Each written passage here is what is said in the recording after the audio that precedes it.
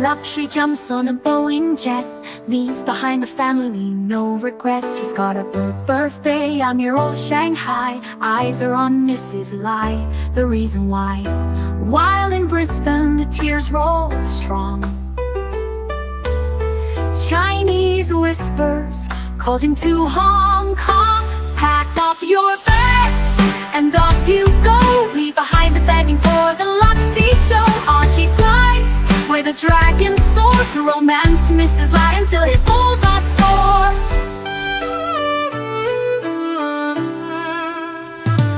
Archie's chasing dreams in the mystic land. Mrs. Lai brings coffee to his hand. Family's calls echo on the phone. He's miles away, lost but he's not alone. In old Shenzhen's glow, he likes to stray. With Mrs. Lai they bonk till the light of day. Pack up your bags and off you go. He's not showing up to New York, what show? Archie flies where the dragons soar to romance Mrs. Lai until his balls are sore.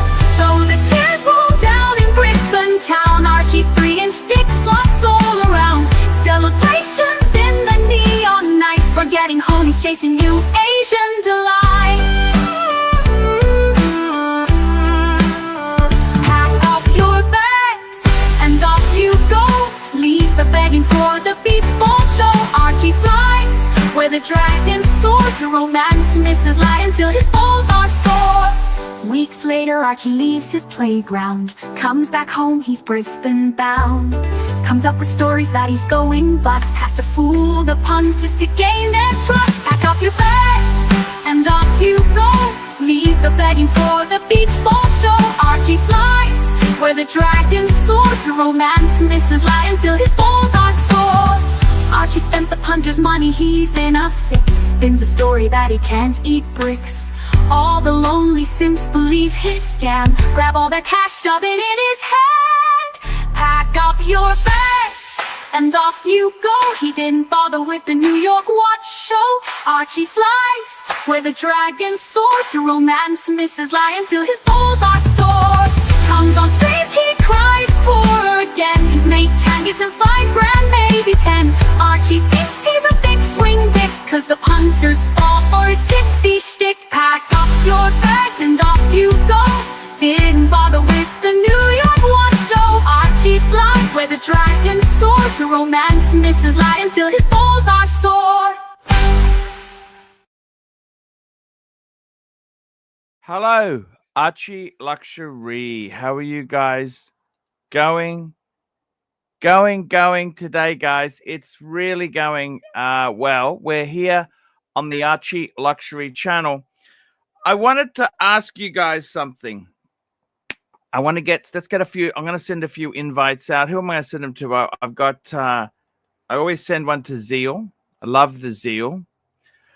I always send one to Clivers. We'll see if we can get Clivers on. He's a bit of a, he's good for a laugh and a smoke and a joke. Goldberg. We love the Goldberg. Hey, boo! Who else is there? We'll get one on to Herman. Herman comes on. Who else comes on? Bear Clooney. Let's see if we can get one to Bear Clooney. We'll see what Bear says there. So, guys, is there more to life than Rolex? That's the question. Yeah, is there more to life than fucking Rolex? You tell me. Is there more to life than fucking just Rolex? And I gotta be totally honest with you. I'm a bit sick of Rolex. I mean, Uzi came on. I didn't want to talk to Uzi yesterday because he'd just be spruiking. Get rid of the shitters, the gov. I mean, what the fuck makes him so fucking wonderful? You know, I love Uzi. I love him, but fuck, he's got an ego. He just turns on me like a cut snake. And I'm allowed to dump that fuck. What he did to me with that little bit of racism, which I honestly, I've got no time for. I don't like racism in the least because, you know, it's all funny. Yeah, yeah, laugh, laugh. It's all funny until, you know, they pick out your tribe or your subculture or your ancestors, and it's not fucking nice. So no, I don't like racism in the least. It's I don't judge people like that. I'm just sticking on. By the way, little pro tip: cut out the packaging for your razors, so then you stick it on my fridge, so I know which ones to buy. Because sometimes you get to the pharmacy or the store, you can't remember which fucking Gillette I got, you know. And I'm just putting that on now. It's on now. Yeah. So that way there, it's a Fusion 5. I know exactly which one to get there. So yeah, that's the way it works. Post a few links. Let's see if we can get a few fuckers on here. Some real cunty. You know, Eddie is an independent man. What happens on the dungeon? I mean, I support Eddie fully. And hey, it's not tittle tat. You know what? If he does well, I do well. That's the way I see it. So I love Eddie. Eddie's a good guy. Good guy. So I'm here to talk about watches. I'm here to talk about watches. And what did I want to say? What did I want to say? Let me tell you that. What did I want to say? Well, what I wanted to say is I love the fucking things. I love the fucking things. Okay. Now let's go and have a look here. Here we go. I've got a few little pictures. I'm building the collection. I got that report box from Kelso Vits. Got the box in, and I got to tell you, I really love it. Hey, we got a joiner. Hey, Alex, how are you, my friend? Archie, my dearest friend. And you know, you are an acquired taste, my friend, but I love you dearly because, and you reinforce it with what you were just saying about racism and the like. You know, you were a true good man, Archie. And you're a boisterous, you know, Paul. You know, you're a boisterous. Your passion, you wear it on your sleeve, and that's what I love about you. Hey, thank you so much there. The other thing I really love about you, because I've taken, you know, the problem is I don't just go for the hype shit. One of my favorite watches of all time, the Zenith El Primero chronograph. Wearing it, I wore it today. You know, that is an amazing watch. Like I love it. I love it. But notice I have mine on a custom alligator strap that matches the color. You got to put a custom strap on that bad boy, my friend. Actually, you know what? I want to tell you this. What I have actually done is I actually have, this is on the rubber, okay? Yeah, it looks good on the rubber. It looks very good on the rubber. And you know me, I'm a strap swapper. Do you like the Zenith clasp? I find it a little bit, I don't know. I'm not happy with it. Does that make sense? It makes complete sense. I don't even use, well, like I said, I have a regular old pin buckle. No, I just wanted to show you something, Archie, because you were saying about straps. Or a no-name pin buckle? It's a no-name pin buckle because I have the factory strap in my strap bag. This you got to see. Look at this. I keep all my straps in a strap bag. Hey, I got that one too. Red, white, and blue. Oops, lost one. But you know what I mean? So somewhere in here is the Zenith strap. Oh yeah, this is the Ratto strap. Where's the Zenith strap? This is the Omega strap. This is the Breitling strap. This is just a generic. Oh, here we go. See, here's the Zenith, right? So this is the Zenith. You were talking about the buckle. Okay, so the thing is that it's a deployant, right? And it's basically a friction deployant, right? So it's not like that there's a spring release. Actually, wait a second. There is. If you push the edges of the buckle, it releases. I know, but I just don't know. I just don't find it. Let me show you something. There are better deployants out there.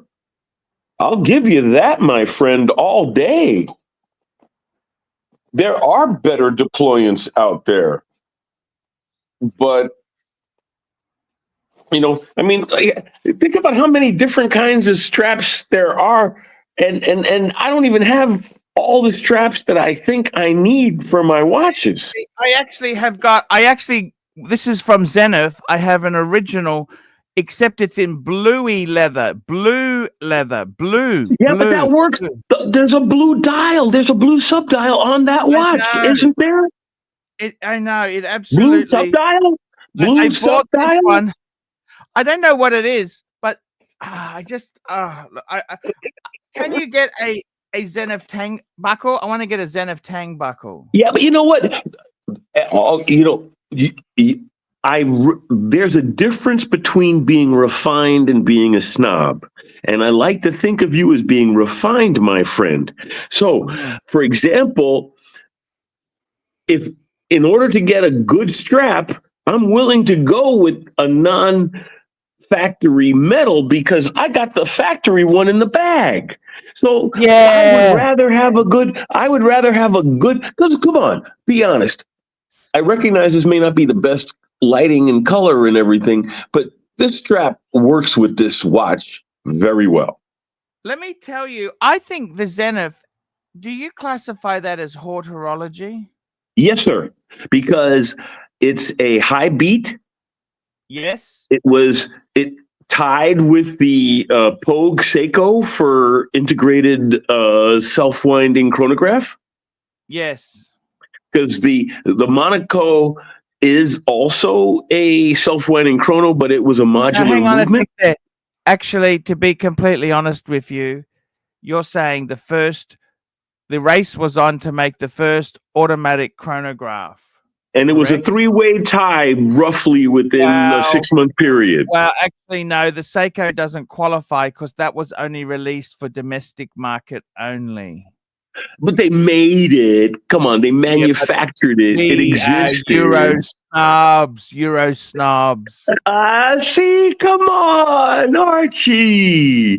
The funny thing is that the worst one acknowledge the achievement. Acknowledge the achievement. You got to realize too, the worst one was actually the Monaco. Now I got to put on my rings. It was a caliber 11, I should say, because they used that movement. That was the not only in the Monaco. That was the Burin, and a couple of companies. It was a whole consortium because it's expensive. In fact, you know the story about Zenith, right? Yes, that's an amazing story. They went in the roof. They went right, exactly. They went bankrupt developing this movement, and they wound up getting bought by the American television company just because they wanted to consolidate the name. And then Zenith's like, well, what do you want us to make? And they're like, we don't give a fuck what you make because we just bought you to get the name. And so they wisely, whoever did it should have gotten 3 medals, but they wisely put the tooling and the parts and everything, as you said, in the attic in one of the warehouses, and they literally walled it off for over 20 years.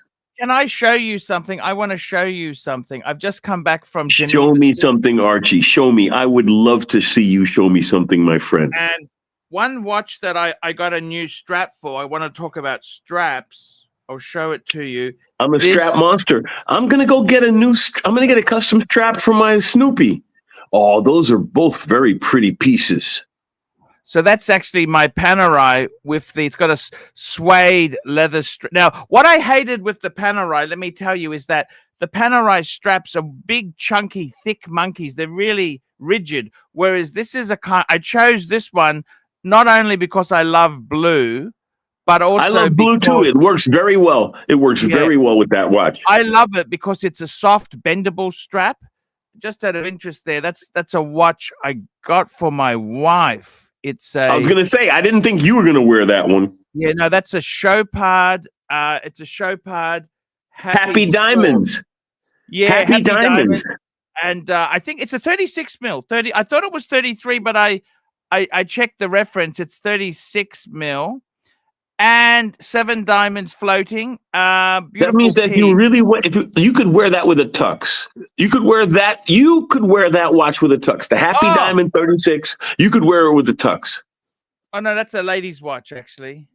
Yeah, but 36 diamonds. It's a lady's watch. It's a lady's watch. What is it? What is it? What does it have? A vagina in it or something? No, it's a lady's. Chopard's not a men's brand. What about the Alpine Eagle?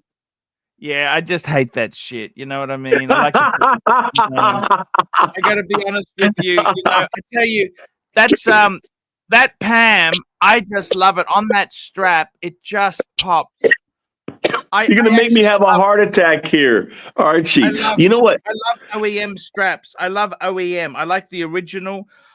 The only strap I'm gonna tell you, Archie. Archie, I'm going to tell you something that I heard you say years and years ago, because before I even became a watch blogger, I watched you and other people. And one of the things you said when someone asked you years ago, and you may have changed your opinion, and I'm curious if your position has changed, but years ago, someone asked you about becoming a dealer, like Teddy Baldassar or whatever, or because Teddy does new stuff, but basically, would you become, say, for example, like a watch finder or something, doing vintage? And you said, but then I'd have to sell my beauties or something along those lines. But then I'd have to sell my preciouses, and then and that's another reason I have respect for you, my friend, because you're a true believer. Right. You're a true believer. What I said was, I totally believe that now. Like, if I became a dealer, which I got to be frank with you, I'm looking at some employment options because everything changes over time. Now you can leverage your knowledge. Well, hang on, but let me say this to you: the streaming business is garbage. It is really fucking. It's changed a lot. Okay. I'll be honest. I do this for a hobby. I'll be honest with you. I recognize that. I don't even rely on this as income because it's not income. I recognize that. No. So for me, it's kind of changed. But I'll be honest with you. The reason I didn't want to be a dealer is that a dealer, as soon as he gets a good offer, he sells it. Right. And then you lose all your best pieces. Then you're cherry picking. Exactly right. And what you want to do is you buy things that you love. And, I honestly, for me, let me tell you something. This Zenith is a classic example. I had it. The only reason I sold my previous Zenith was to pay for a Daytona I was buying. I wanted to try a Daytona, the mystical fucking Daytona. I actually bought a 2-tone one with the blue dial. I wanted to try it, and it's a lot of money. But one thing about the Zenith is, as soon as I was, thinking, what do I want to buy? Just free thought, thinking, what can I get? And I really wanted the Zenith El Primero Open Heart back. It was my Grail originally. I must tell you, I also do want to get a Reverso again, because I've owned a Reverso for a long time. I ended up selling one because of personal reasons. But I got to tell you, I want to get one again because I love the Reverso. That's also, it's an underdog sort of watch. Yeah, but to me, it's a suit watch. The problem with the Reverso to me is I could only wear it with a suit. I got big hands. That's a relatively small watch, unless I got one of the humongoid Reversos, and those are comically expensive. That's funny you say that. I buy everything now chunky monkey. I'm a chunky monkey collector. And I very much, that's out of fashion. But this is because this comes in two sizes. They did this because this is the 42 we've got. They also did it in the 38. The open not heart, bad size. I don't think they do. The 38 doesn't come in an open heart. It's the 42 to get the open heart. And the funny thing is with the open heart, I must tell you, is that I didn't realize this until later. I thought that the third, that third second, the third register, was missing. I thought, they've taken it away. No, running seconds. And I got to tell you, in all honesty, exactly, they've actually removed the date mechanism from this watch because I think it just it interferes with the open heart exposure. But you see the wheel. I am actually sick of dates on a watch. I mean, if you've only got one watch, yes, a date is handy. But if you've got multiple watches, I find the date function a real fucking pain in the ass. And that's how a lot of people... You can get your date from everywhere. You can get your date from everywhere. And that argument I will buy from the smartphone people. I'm like, okay, fine. I'll get the date from my phone. I'll get the time from my watch. That's how you fuck up a lot of watches, is by trying to get the date right, and you inadvertently... Have you seen my silver Snoopy, my friend? Show me your silver Snoopy. Let's have a look. I gotta go to my door and get my key because I gotta go to my safe and open up my goddamn safe. Oh, that's okay. That's okay. Take your time there. And well, you actually, my friend, you are one of the people. I got it only about 3 months ago, 2-3 months ago. You paid retail for it? I paid retail for it. For it, but it cost me $900 to ship. Oh, fuck! How come it's so expensive? Because I had my cousin who had an opportunity to buy one, and he had an opportunity to buy one, and I said, dude, buy it. I will send you my credit card number, buy it. And he lives in Texas. Now, I was just in Atlanta for a trade show, so I had him mail it, FedEx it, from Texas to Atlanta. That won't be $900. Yeah, he insured it full boat. He actually sent me the paperwork. FedEx at that price, they actually... For $900, you should have jumped on a plane or got him to jump on a plane and do it. I was there. I was in Atlanta on business. I didn't have the time. And frankly, for that money to fly back and forth, 2 days of my time is worth more than $900. And so... But why didn't you just tell him to insure it for $1,000? That would have been equally... You and I think that way. Because when I said, if it's stolen, it's stolen. So anyhow, you got the Snoopy. So he didn't. So he was, because he's an honest man, and I can respect that. I must tell you, like I've got the 3861. You got a good one. Let me bring. Snoopy's a great watch. I must say the Snoopy is very collectible. It's one of the there aren't many Omegas that are like super hot. Like that's the super hot. It took me 3 years to get this watch. I've been looking for this watch for 3 years. Here, let me get some better light. I grabbed one of my lights. I am very happy to have a Speedmaster and a El Primero in my collection. Here we go. How do I got this turned the wrong way? I would like to add a Monaco to my Caliber 11. Would you like to add that to your collection? A Monaco? You know, yeah. I did a swap for a whole year with a friend of mine. See, so there's the silver Snoopy. I had a and the back. Oh my goodness, it's so awesome, that back. So I was okay, now I'm done with this. So I actually did a swap with a friend of mine for like a year. I borrowed his Monaco and he borrowed one of my pieces. And okay, there we go. I borrowed his Monaco, and the Monaco is a nice watch. But to me, it's trying to be different. Like, that's why Steve McQueen picked it for Le Mans. He deliberately wanted a watch that had a very striking appearance from a distance, right? I just realized that. Sorry, no. Steve McQueen, you're talking about. And didn't he wear? I believe Steve McQueen wore a Monaco in the movie Le Mans. Yeah, no. The story was that basically they wanted to use a silver stone. I thought they showed him a box of watches and he picked out the Monaco. I may be incorrect because I just read the web. Okay. What happened was I just realized I got a nick on the bezel. They needed three watches.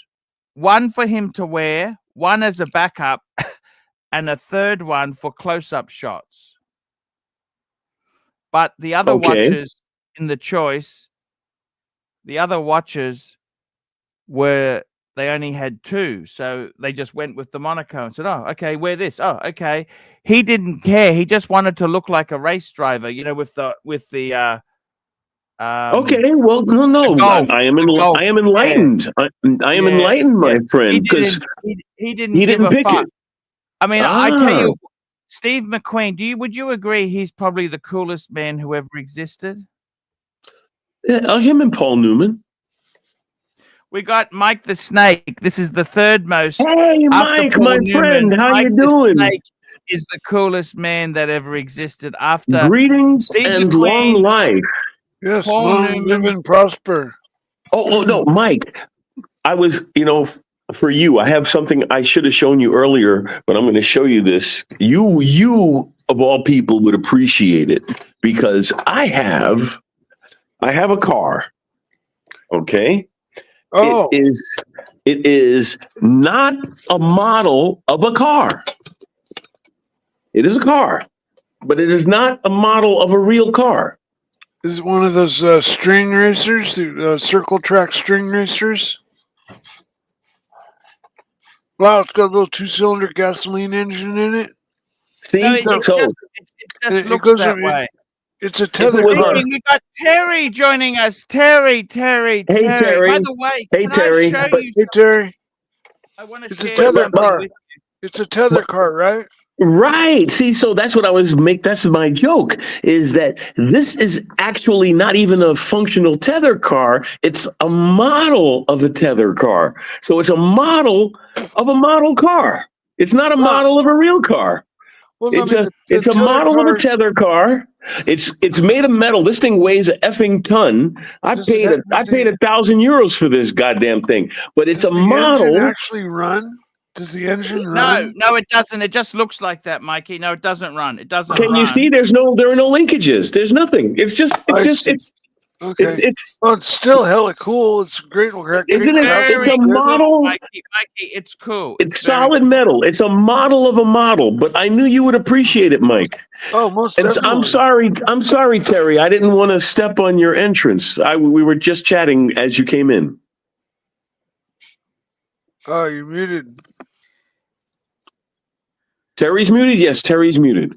I'm just trying to find something just as you speak there. I got a photo I want to show you because I got another model I found in Geneva. I tell you something. I love IWC has a similar model on display. I'm just trying to find it. Just give me a minute, please, boys. Just give me a minute to find this. Oh, I found something for you too, Mikey. I've got a couple things for you. Just bear with me. Keep talking, Archie, please. Keep. I have an unboxing to do if you want to. If you're interested in seeing it. Yeah, show us an unboxing, and I'll show Archie my IWC. Okay, hold on. I might as well just grab my whole watch We bag. need a super chat to get the unboxing. Come on, let's get a super chat in for Mikey's unboxing. Come on, we want to get him some pizza. In the interim, I'll show you. In the interim, I'll show you my IWC. Oh, very nice. So, yeah, I just got. It's the Saint-Exupéry, the Antoine Saint-Exupéry. That's why there's an A on the face. He wrote The Little Prince, and the IWC's always had a fascination with The Little Prince. There are several models named after The Little Prince, and there are several models named after Saint-Exupéry. But this is a limited edition of 1158, I believe. Very cool. I've actually got a wonderful hobby. What was that question? Archie, I'd like to thank you. I'd also like to thank you for taking a stand against racism. That's wonderful. Thank you so much. I congratulate. Thank you so much. We love Archie for that. Oh, hell yeah! I got to tell you, these cars. I want to show you some model cars because I can't. I'm very OCD. Okay, I can't get off the horse. Can I just please? Can I show you something, Mikey? Sure. Then I'll show you what my little special thing. I want to show you something. So when I was in Geneva, I actually found some absolute. I want to show this to you. Show us. There was actually a beautiful. Have a look at this, and we've also got my good friend on there. I'm going to show you this. This is Terry. You're also. This is a model I saw in a boutique. Have a look at this. And it's beautiful. It's a Cartier car. Look at that. Oh my goodness, that's lovely. Yeah, that's a 35 Ford. They call those C cabs because of the shape of the cab. See the C formed by that's lovely. They call those C cabs. And it works with Cartier. That was in a Cartier boutique. That was in a Cartier boutique. It's very nice. Very nice. That is very nice. They call it an old car because it's an old car. Yeah. So we're showing old toy vehicles. I got an old toy vehicle here. Yeah, there was also another car I wanted to show Mikey. When I was Geneva is famous for its cars. Mikey, out the front of Paddock Philippe, I found this car. I had to take a photo of it. Here we go. Hey, that's lovely. Yeah. I have one just like it. Very cool. Very cool, Mike. I don't know what that is. Sure do, Mike. It's a Caterham, isn't it? It's a Caterham. Yeah, it's a Caterham. Yeah, it's the same as my car. That's what Mike has. See if I can find a quick picture of very car. nice car. And I want to show you one more car. One more. I want to show you one more car here. Show us. Here's my car. Okay, one more. This was a. Oh, that's a nice. I like the yellow. I like the yellow. I like the yellow. Oh yeah. A full roll cage instead of just a half roll cage. Hey, I know that neighborhood. I've been there. Well, luckily you've never rolled it.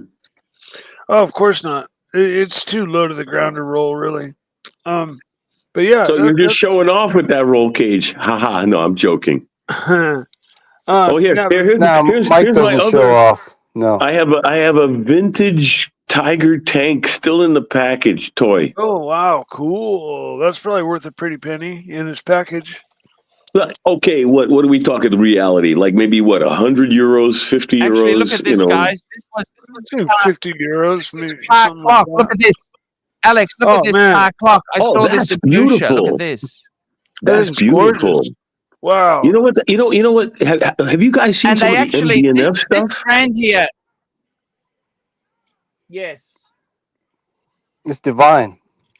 It is this divine. Brand actually makes stuff for. This brand actually makes clocks for Tiffany and Co. because they also have the same car branded Tiffany and Co.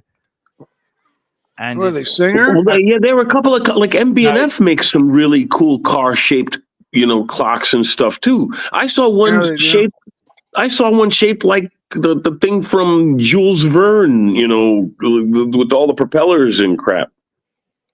Yeah, check out my archive over at Talking Timepieces, if I may do a shameless plug on your channel, of Archie. course. Okay, now, Mikey, we got to get definitely check it out. Yeah, Mike's gonna unbox. Now, Mike's got an unboxing. Yeah, Mike, show us, Mike, unbox. Mike, Anybody unbox. recognize this style of Put him on box? full screen. Mike, Yeah, he's there. unbox. Mike, unbox. It looks like a Rolex box. He got the 41 millimeter Submariner. Let's have a look. Here's a 41 Submariner. I'm just happy. Okay, next box. You bring it up, Mikey. Holy We're gonna fuck! have two 40 millimeter 41. He did. He got himself welcome to the club, my friend. Oh, nice. Did you get it at nice. retail? Did you get it at retail? I got it at retail. Yeah, I didn't get mine at retail. I didn't get them. Damn. Boom, boom, boom. Congrats, Nice. Mike. Congrats, Mike. See, but you shouldn't have guessed ahead of time. That made me be a douche and bring out mine. Well, we got two of them on the channel now. There you go. But I paid over retail for mine. Yeah, I paid slightly over retail for this, but nothing like I paid for my other one. We're at the top of the bubble. I paid 16 for my other 41 millimeter sub. This one I got for a song, and it's literally new, unworn. I paid 12 for this one. Full disclosure. Okay. This one I paid 13.5 out the door. Well, I bought mine way earlier, and the prices are going back up. Yeah. Well, I have the money now. Now is the time to do it. So I did it, and I grabbed it up. And this one is literally never been worn. And you're talking dollars, right? Yeah. I paid 1,200 euros. 1,200 or 12,000. 12,000 euros. I paid 12,000 euros. That's more. That's about what you paid. That's about 13,000. Okay, yeah. No, 13.5 out the door, no tax. That's I looked up the listings on Chrono 24 and David SW, and they were all 14.9. Some were saw some 18. Now's the time. Now's 18, the time to buy. 17, 16. I saw one was for 12, but it was naked and it was a no date. And this one was at a local shop, and it's literally never. It's gorgeous. It's gorgeous. It may have been tried on, but it is. But it's never been worn. Well, like I said, I bought mine used, man. I bought mine used for that money. Yeah. Well, this is. And I had to have it. I actually had to take it in and have it serviced because the amplitude was low. Mike is a wizard. You got to understand. Mike is a complete wizard. We've got our first super chat. JD Montreal, $2.80. Mike's unboxing. Congrats, buddy. Let's drink. Yes, I will have a drink to celebrate that. Mike, I got to tell you. So you got a date sub 41. Mike, you got to wear that. You got to wear it to Bohemian Grove next year. You bet. 41 mil date sub, Mike. Yeah, this year. I mean, 41. Mike, I totally. And guess what? I just so happen to be wearing my date sub 40 mils bluesy today. Nice. All right. Hey! I got a land dweller right here. Dude. Oh, it's an oyster quartz. You got the land dweller's grandfather. Same case. It's a beautiful watch, Mike. Beautiful watch. Congratulations. Yeah, thank you. No, it's an whatever you oyster. do, Mike. Whatever you do, did you use the proceeds from the 930 sale to pay for the watch? Not at all. I've been saving for this watch for over a year. And Should always save for a watch. I've just been whittling away, and I finally, this one became available at a local jeweler store, a coin shop jeweler store, and the price was what it was then. And I checked back when, I had collected what I felt was enough, and I went there, and it was still there. I was surprised when they said no tax. I was like, yeah, even better, because That's amazing. 13.5 is not a bad price to pay. Not Even bad at all. Well, no, and especially for new. Especially for new. yeah, And the local place had the one exactly the model you were looking for too. Yep, exactly. 2024 model, brand new, brand spanking new. Exactly. I paid the same amount of money for a used one. I plan to put the first scratch on this one, and I plan to wear the shit out of it. And wear it until your kids have to fret over what to do with it. In my life, what's happening? I'm kind of taking the bull by the horns again in my life. I got crushed by COVID. Hey, what's up, how's it people? going, Mikey. I was it really affected me horribly, and sorry to hear that. I stopped doing all the things that I used to do for fun, and so I am now grabbing the bull back by the horns, and hence getting my race car and getting the Ducati, and I sold all of my Rolexes to get that Porsche that I realized I couldn't afford to own. So I sold it, and this is my first recoup of that collection of Rolexes that I sold to get the Porsche. And so I may just stop here for a while because I've got my little yellow banana race car to maintain and run and race and have fun with. And I'm also getting back into flying my model gliders, my model airplanes, and just doing a lot of the things that I used to do. I used to do all kinds of different stuff, all at once, and then it went to nothing, and now I'm taking it back. Tell us what you used to do, Mike. What did you used to do?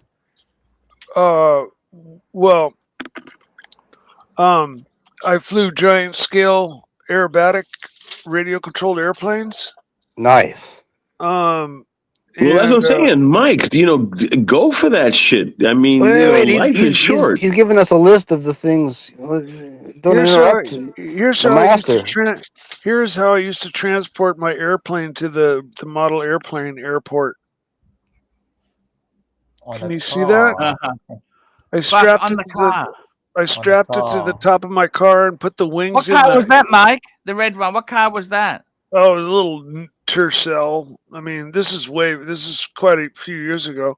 But how much is that plane worth? What's a plane like that worth? Oh shit. I made this one by hand out of carbon fiber, all by myself with the plans. You still have it? Which means it's very expensive.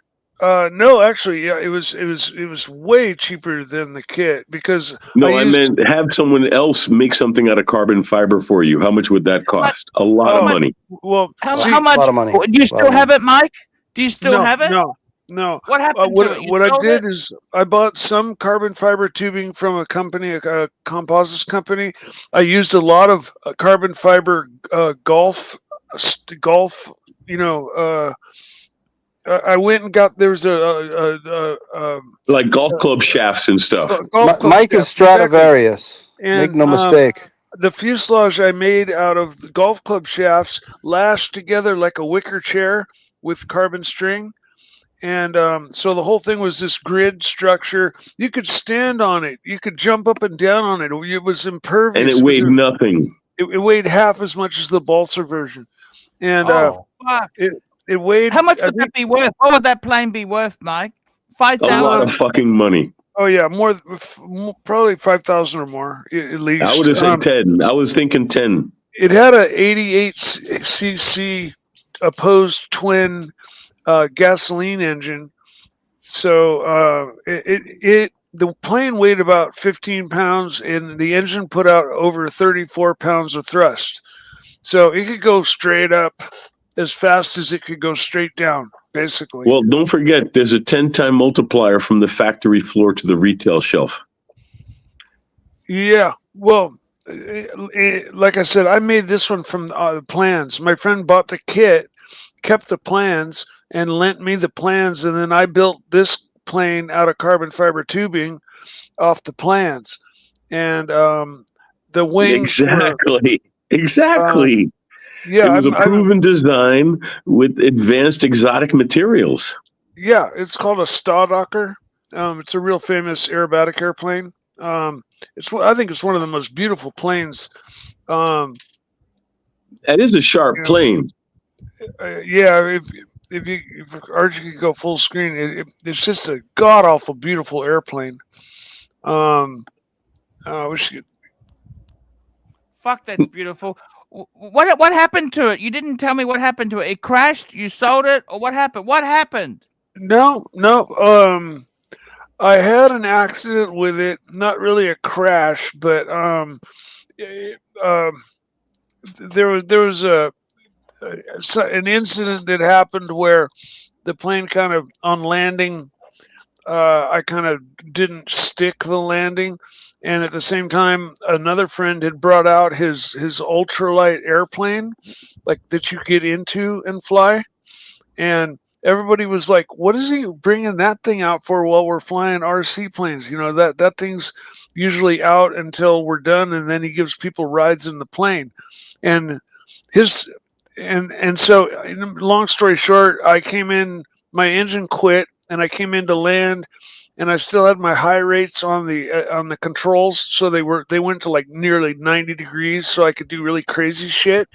And I came in and I over controlled it, and it snapped, and I fell backwards, and it cartwheeled into that airplane, into that real airplane. Wow, that's a wild story, my friend. Then what happened, Mike? Then what happened? Well, needless to say, people were upset, and Like how upset? like about as upset as you can get, you know. Yeah, I can imagine. somebody like accidentally stepped on your Rolex, upset. Okay, and so I felt like just throwing up, and to top it off, my friend who was he was a good guy, but he was a grouch. Okay, he's the local guy owner, hobby shop owner's father, and me and him were tight. We used to hang out all the time, but he was a grouch to most people that he didn't like, or even if he liked it, he was kind of grouchy. But after this incident, instead of like, "Mike, are you okay?" Because the thing missed me by fucking an inch, and he just was like, "You could have landed out there. You fucked up. And blah blah blah." And he just turned on me like fucking. I was like, "Jesus Christ! I feel bad enough already. Of course I'm going to pay for the damages, but Jesus." And so I lost that friendship, and I just felt so sick to my stomach after this whole incident. I never flew the plane again. Oh, that's so terrible, man. I'm really that guy's sorry like to your hear that. uncle. Actually He's like your stopped uncle. I flying. mean, you could do no right in your uncle's eyes, right? It's kind of the same thing. Almost, yeah.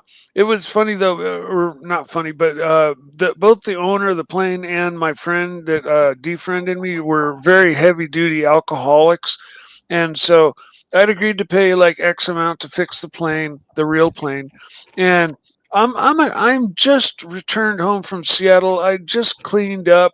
I was a couple of years in, and I was really motivated on my art and my building my planes and stuff, and that was what was helping me stay clean and right minded. And these guys would call me when they're drunk, and they're like, "Don't make me come over there and pick up, force you that money out of you." And I'm like, "I'll get it to you, I swear." And I didn't even take. How much did you owe him? I think I agreed to pay like $300 or $500, for them to. The wing kind of stabbed through the side of the plane, and it bent one of the little. It had, that plane was built very similar to my plane. It was aluminum tubing, so it had Bent some of the subframe. Just one of the little side girders that go like this, on the side of the fuselage that make up the fuselage for strength, triangulation. One of those there, the wingtip hit and just bent it in just a little bit, just like that much. And so they just had to straighten it back out and fix the rip in the covering. Because the wing was made out of foam covered with balsa. So it did enough damage, but it could have been worse if it were made of composites or something. Denser, yeah, something You know, harder. yeah, but Well, on that depressing note, gentlemen, I apologize, but it's almost 2 o'clock here in Germany, so I'm gonna roll out and call it a day. It was Hey, it's been lovely an as honor having you always. good to talk with you, man. Alex, for Hey, coming on, man. it's always fun. It's always Love fun, you. Archie. I'm always Gute enjoying it. Nacht. You all Thank take care. so Ja, much. genau. Schlaf gut, alle. Ciao. See you then. Bye. Ciao. Mikey, on a lighter note, congratulations on your new watch. Love Thank it. you. Thank you very much. Yeah, It's been a congratulations, long. Mike. Congratulations. It's been a long. I've been just like quarters and dollars. At the end of the day, I've been just saving and saving for like Absolutely. over a year. That must feel And like an achievement, yeah? That's yeah, amazing. well, because I mean, I've always had enough money to go run down and go buy it. Okay, I just wasn't gonna take like more of my net worth than was like responsible to go run and get it. I wasn't that desperate. So when things changed and it wasn't going to affect my net worth that much, I called and it was still there, so I ran down and fucking bought it this morning at 9 when they opened up. Fuck it, Yeah. do it, man. I love it. I love it. I love the consumerism. Okay, I It's love wonderful. Yeah, and I think I got it at a price that I'm not going Herman, to you get. should do the same. Go and get a fucking Rolex, Herman. So the I question here, didn't save my pennies like Mike did. so the Well- question here, Mikey, why the Rolex no date? That's a no date, right? No, it's Yes. a date. It's Oh, a date. Okay. So why Yeah. the Rolex Submariner date? instead of no date? Because I've had a collection that started 3 to 4 times now. That started with a Submariner every time, and I sold it off for something I wanted more. And then one time, my collection burnt in the fires, the California fires. So I lost Wow. one collection there. Started over with a sub, moved on. Then this last time, I sold all my Rolexes to buy that Porsche. And then I realized I was in over my head with the Porsche financially. I wasn't going to be able to do anything with it and, really own it and drive it on track. If something happened, I would never be able to afford fixing it. And so I chalked that one up for experience, took a loss, and sold it. But before that, I had sold all my Rolexes and my Ducati and everything I owned to get my hands on that Porsche. And so buying this 41 sub, I just had one a year ago, but I sold it, took a loss on it and everything to get that Porsche. But so this is just stage 1 of my recoup, my rebuilding of my collection. But this time I may just stop here. I like my interests are widening. I'm back to racing cars again, and now luckily I happened to buy just about the cheapest car in the world to run on the track. I got the stickiest tires you can own on the street without being illegal, and I can drive it 20 minutes to the racetrack, go do a track day, which is 5 20-minute sessions on the track all day long, and tear it up and then drive it home. And that was my goal in the first place. Something that was unreasonable for the street, but cool. So Friday nights I could go out there and everybody's like, wow, fucking cool car, man, because nobody's seen this thing. And then at the same time, I could just jump in it, drive to the track, crush it, drive home. That was the whole deal. No tire changes, no nothing. I don't want to race anymore. There's something about going fast on a real racetrack that gets the fast out of your system, So What kind of tires do you have on that thing? Toyo 888s. Well, Nice. I hope Are those Yeah. expensive? It cost me $1,200 or so for tires. Just I hope recently. it's safe to drive on with that thing. Oh yeah, it's got a full, complete roll cage.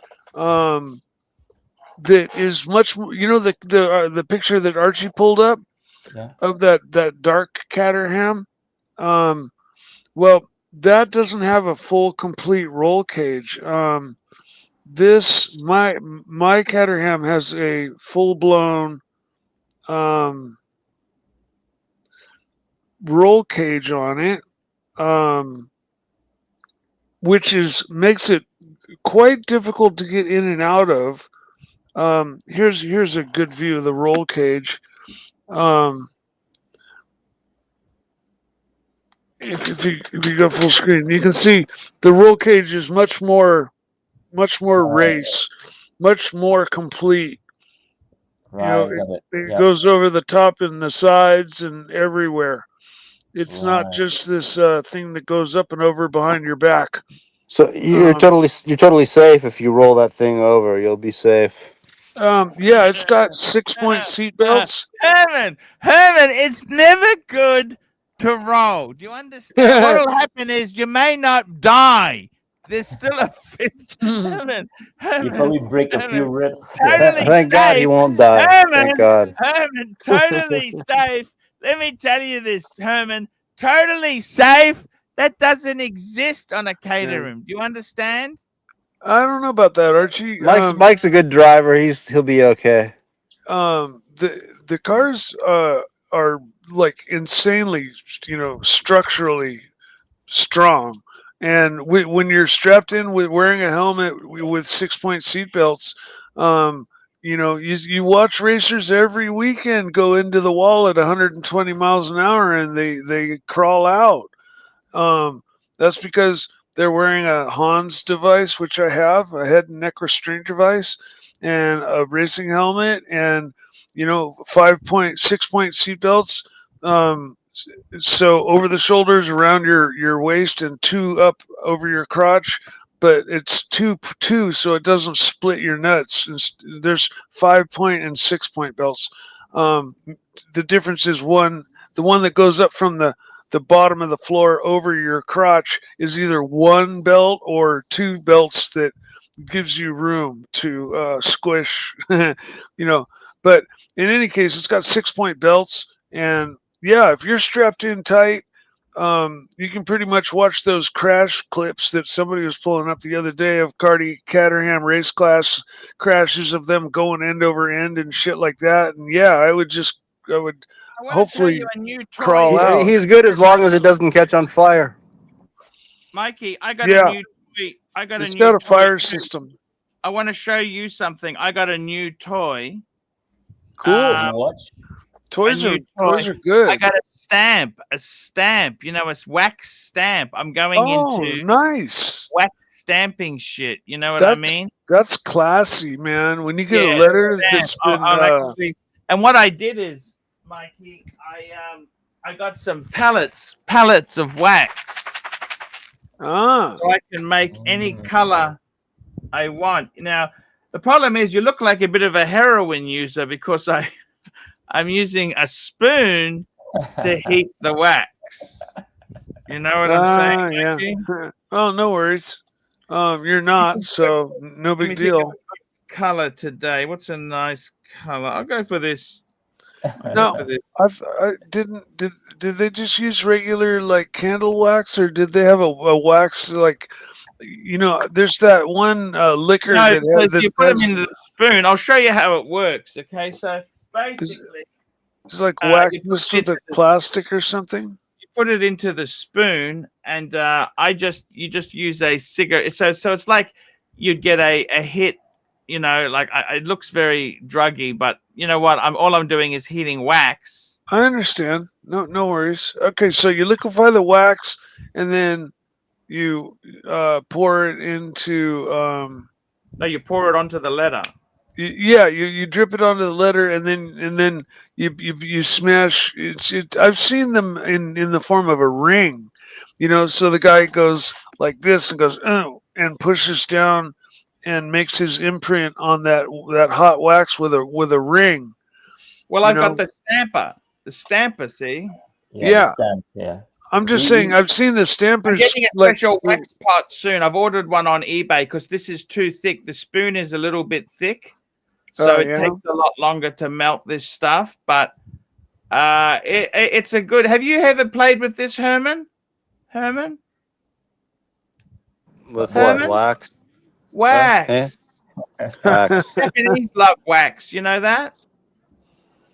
Yeah, wax. You know, Wax is good in the right situation. Yeah. we use that, Archie. I use Yeah. it in my firm. Yeah. As You a know, Oh, you kid, use it to seal I use documents. it.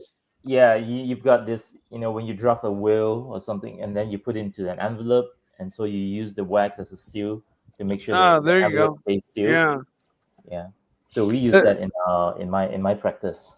Okay, I'm gonna just put that down there so you guys can see me do this. Thankfully, you're wearing pants today. Yes, very good. As a child, I used to make candles. You pour it's them very into a similar mold, to and that, Mikey. It's very similar. So now I got my stamp and yeah. I put Oh a mark wow! on it so I know the I top didn't. of I didn't realize it was on a handle like that. That's very it. Yeah. cool. So now I hold it in. I like to hold it in for about 10 to 20 seconds. Yep. Let the metal head cool the wax off. That's Yeah. That's uber cool, Archie. It comes And off. in my book, that's like. And I mean, now you know, have a look at this. throughout history, the most important letters were Oh, always sent with a wax stamp like that How is that? to prove How's that they that? were Look at that. authentic. Seal. that's so brigade, Archie. It's so reggae. Yes, yes, yes. I'm a reggae man. There you go. I have to agree with you there. Yes, sir. That That's You is so got good. it. isn't it? That's a really cool item, Archie. And with my parents being my mother and my grandmother being antique dealers and having nearly everything come across, underneath my view, I've never seen one of those in person. Oh, And yeah, so no, that is it's one of the coolest things I've ever fantastic. seen. That is Oh. so cool. It's not even funny. Yeah, no. So I'm doing a lot of wax stamping. So unfortunately, I'm using the spoon. It looks like a drug habit.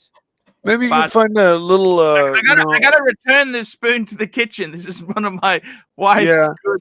How do I Good. explain the burn marks? Yeah, they don't. You don't.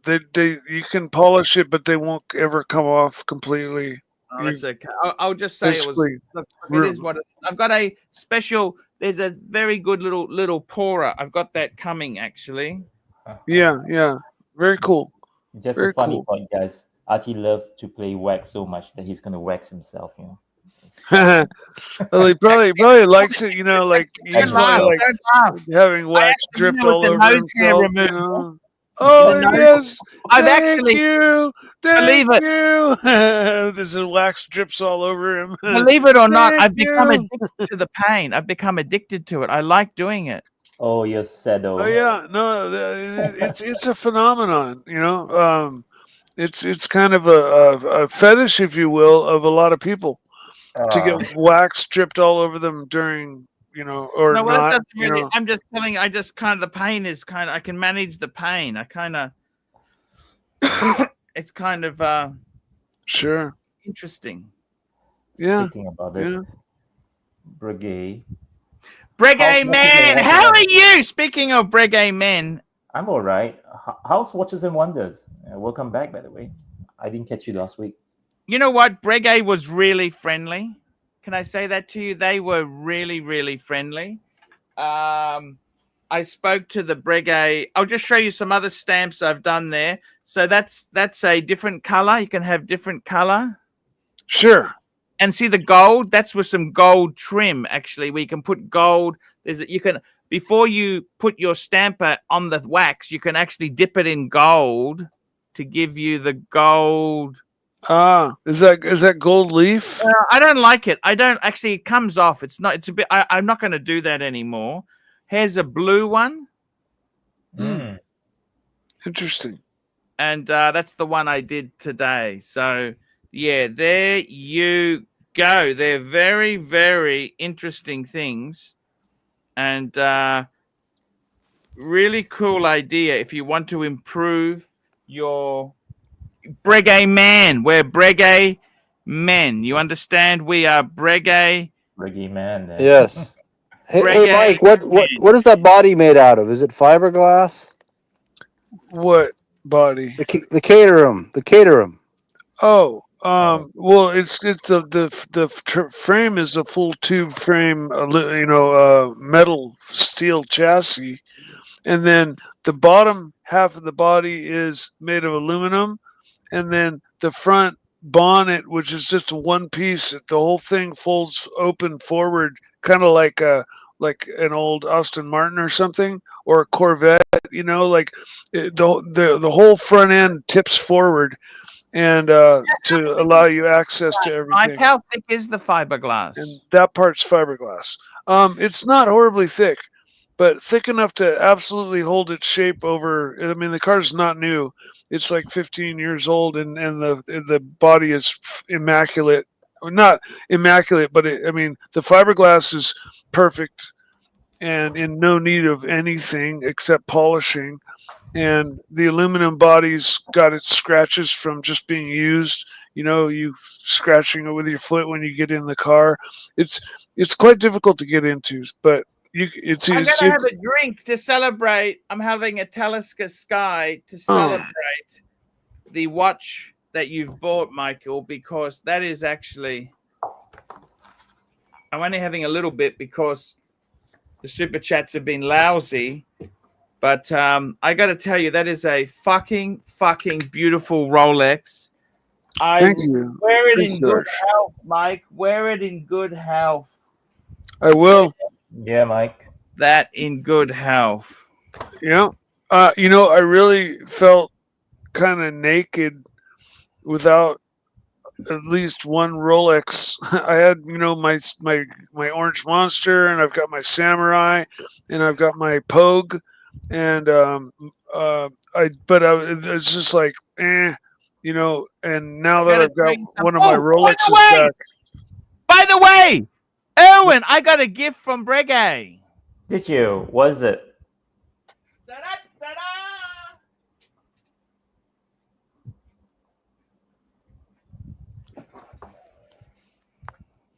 What is that? Not a bow tie, right? Because no, and I have that with me. It's for you. What's that? Just a shirt. I was thinking this here. I could swap it for the bow tie. I don't want to see you empty-handed. I could give you a gift. A coffee? A coaster. Yeah, coaster set. Ah, that's nice. Oh. That's handy. 4 of them. Look at that. Oh wow. That would be that's very cool. nice. That's kind of cool. Look at that. Yeah. So I thought when I catch up, I can swap it for you. Oh, that's I don't want to nice go of you. empty-handed. They That's gave nice. that. I tried to get the Breguet book. Ah, You know the that Breguet book they've got. Yeah. I think I have that here. Where is it? The Breguet book. Hey, Mike, can you pick up groceries in that car? No, of course. Well, yeah. If I put them in the passenger seat, I can, load it up pretty good with any amount. And he can always put them on his lap as well, Herman, and put them in the footwell. But just be careful with the oranges.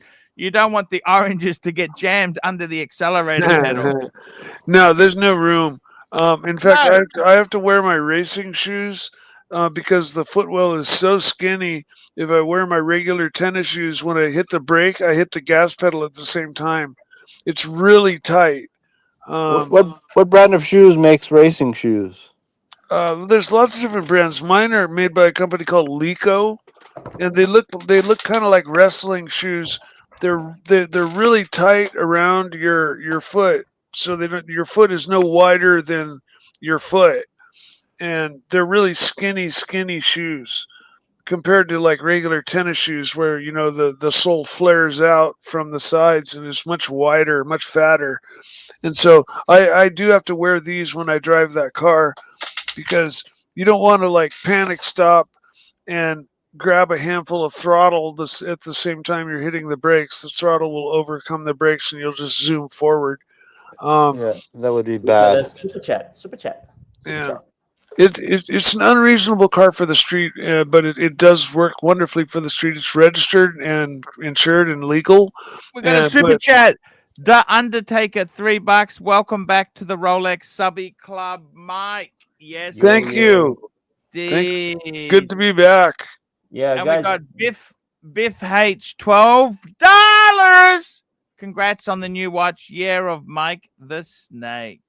Yeah, come on, guys. Bring in the super Yes. chat to support and congratulate. Erwin, Yeah. Erwin, I got to tell you something, man. Erwin, I want to say to you, I went to Breguet in Geneva. They were so cool. Well, I think it was cool because I think they gave me extra service because I was wearing a Breguet Type 21 and the paddock. Right, let me tell you a Breguet story. The other cool thing was when I went to paddock, I had a VIP pass I went to. The guy who did Guilloche, he noticed I had a world time on one wrist and the Breguet Type 21 on the other.